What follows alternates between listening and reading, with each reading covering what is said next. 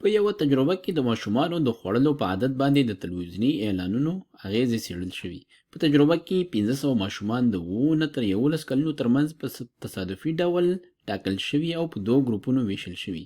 د تصادفي کولو نه وروسته هر ماشوم ته ویل شوي چې په یوه جلا خونه کې په تلویزیون کې کارتون وګوري چې په خونه کې یوه لویه کاسه کې کلچې هم ایښي وي او کارتوني فلم دوه تجارتي اعلانونه لري. لومړي ګروپ ته د خوړلو تجارتي اعلانونه کلچو باره کې وښودل شول او دوهم ګروپ ته د خوړو پرته اعلانونه یعنی د لوبو او نورو ساتیریو په اړه اعلانونه وښودل شول. کله چې کارتون ختم شو نو د تجربې ترسره کوونکو د کلچو کاسې وزن کړې ترڅو معلوم کړي چې هر ماشوم څو ګرامه کلچې خوړلي دي. هغوی ولیدل چې د هغو ماشومانو د خوړل شویو کلچو اوسط وزن چې د خوړو تجارتي اعلانونه یې کتلي وو 10 ګرامه د هغو ماشومانو د خوړل شویو کلچو له اوسط وزن څخه ډیر دی چې د لوبو او نورو ساتیریو اعلانونه یې کتلي وو. نو را به شو ګورو چې تر دې دمه څه چل شوی. دلته موږ سره 1500 ماشومان دي په تصادفي ډول ټاکل شوي. دا بیا په دوه ګروپونو باندې ویشل شوي دي. یو ګروپ یې دلته دی او یو ګروپ یې دلته دی. یو ګروپ ته ښودل شوی دی د تجارتي خوړو اعلانونه. نو دې ته موږ وایو دا شماره یو ګروپ دی. دوی ته د خوړو په اړه تجارتي اعلانونه ښودل شوي دي او دې ته په علمي اصطلاح څه ویل کیږي؟ دې ته ویل کیږي ټریټمنټ ګروپ یعنی د درملنې ګروپ. په دې معنی چې په دوی باندې یوه خاصه تجربه یا د یو شي تاثیر کتل کیږي نو ځکه دې ته ټریټمنټ ګروپ وایي.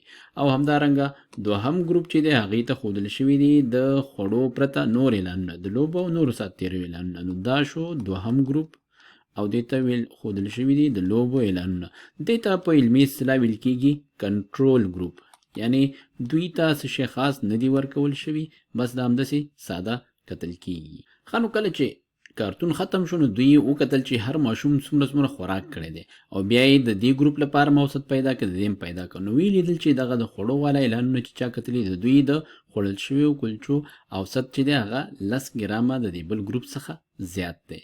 نو کیدای شي له دې نه داسې څه معلوم شي چې یاره دغه د خوړو تجارتي اعلان کیدای شي دغه د ماشومانو په خوراک باندې څه اغیز لري نو ځکه چې دوی د نظر دی بل ګروپ ته خوراک ډیر کړی دی. نو دلته یوه پوښتنه دل لپاره دا ولاړیږي چې کیدای شي دا کار په تصادفي ډول شوی وي.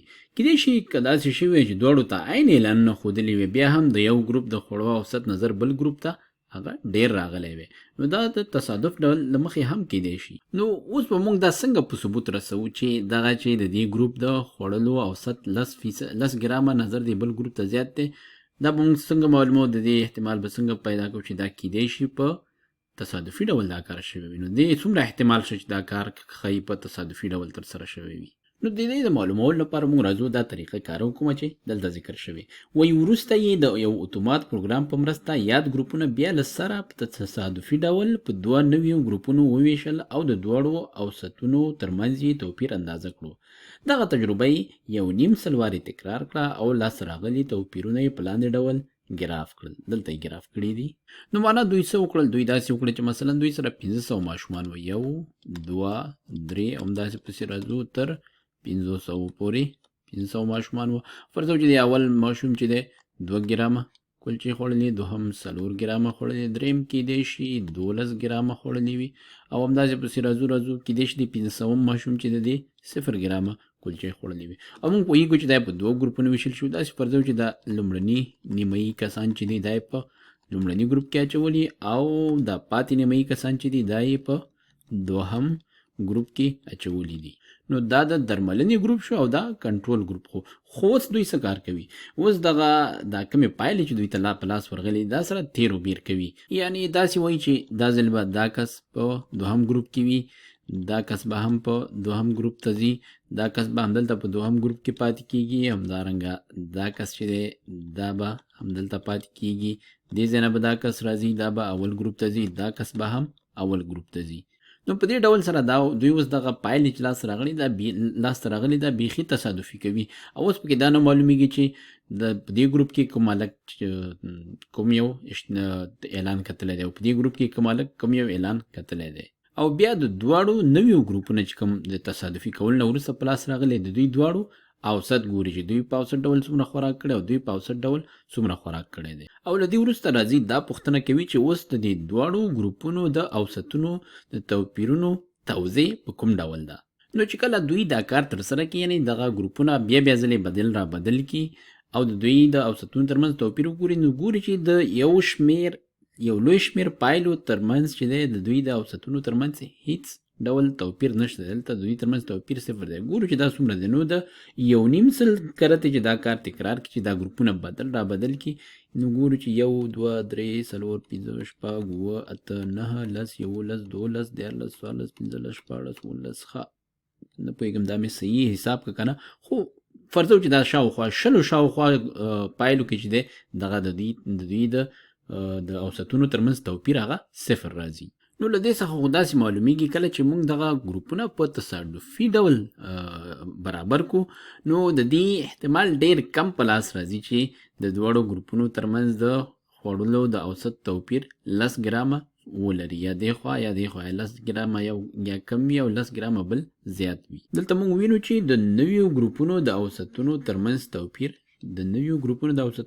توپیر چرته چې موږ نه پوهېږو چې دا اوس اول ګروپ منفي دوهم دی که دوهم منفي اول دی، خو په هر صورت په دواړو صورتونو کې 10 ګرامه توپیر په 1.5 کې یوازې 2 حالتونو کې په لاس راغلی دی. نو کله چې ګروپونه داسې یا دغه پایلې موږ داسې په تصادفي ډول په 2 ګروپونو کې واچو، نو د دې احتمال چې د دواړو د اوسطونو ترمنځ توپیر به 10 ګرامه وي، دا په 1.5 کې یوازې 2 ځلې امکان یا احتمال لري. یعنې په 1.5 کې 2 ځلې به داسې پیښیږي.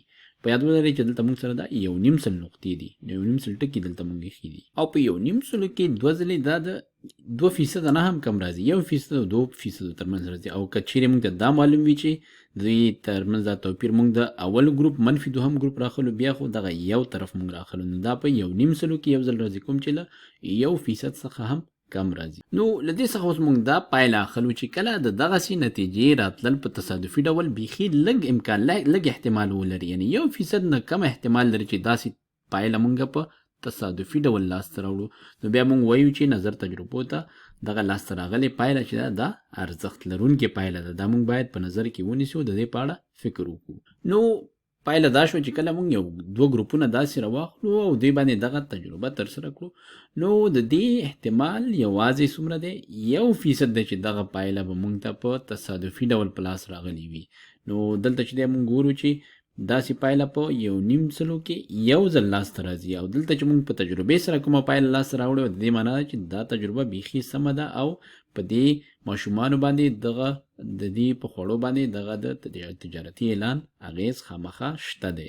او په اکثرو تجربو کې هغوی دغه حد ځان ته څومره ټاکي چې یو پایله دې په تصادفي ډول لاسته راځي، هغه 15% ټاکي. یعنې که چیرې تر 15% پورې یو پایله موږ ته په تصادفي ډول لاسته راځي، نو موږ وایو چې دا ارزښت لرونکې دغه پایلې چې دي دا د ارزښت لرونکې پایلې دي. او دلته خو بیخي 1% یعنې 15% څخه هم کم دی، نو معنا ده چې زموږ پایلې بیخي ارزښت لرونکې دي.